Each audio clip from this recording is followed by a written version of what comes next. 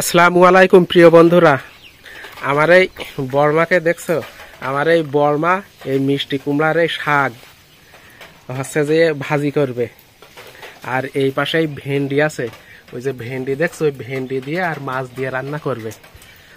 এই কুমড়ো শাক হচ্ছে আমাদের এক ফুবু আছে, সেই ফুবু কিন্তু দিয়ে গিয়েছে। সেই ফুবু আবার আমাদের বর্মার ননদ হয় নাকি, মানে ওই দিক কেডা হচ্ছে এই গাছ কেটে দিয়েছে বা ঝড়ে হয়তো বান ভেঙে গিয়েছে পানি বৃষ্টিতে, এই কারণে মানে গাছ কেটে দিয়েছে, তাই কুমড়ার এই শাক পাওয়া গিয়েছে।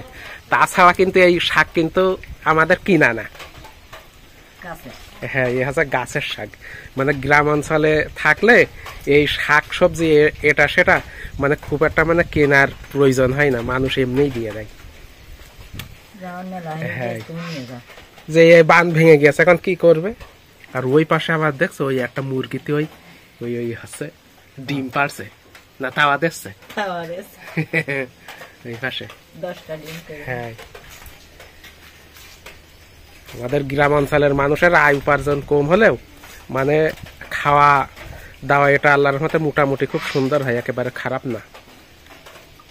আর এই মিষ্টি কুমড়ার শাক কিন্তু খেতে খুব দারুণ লাগে, আমি কিন্তু অনেক খেয়েছি, আর আমরা মাঝে সাঝে খাইও।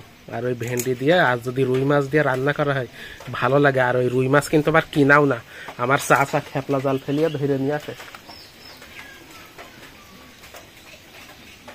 আচ্ছা, সবাই ভালো থাকেন, আগামী ভিডিওতে আবার দেখা হবে, কথা হবে। আল্লাহ হাফিজ।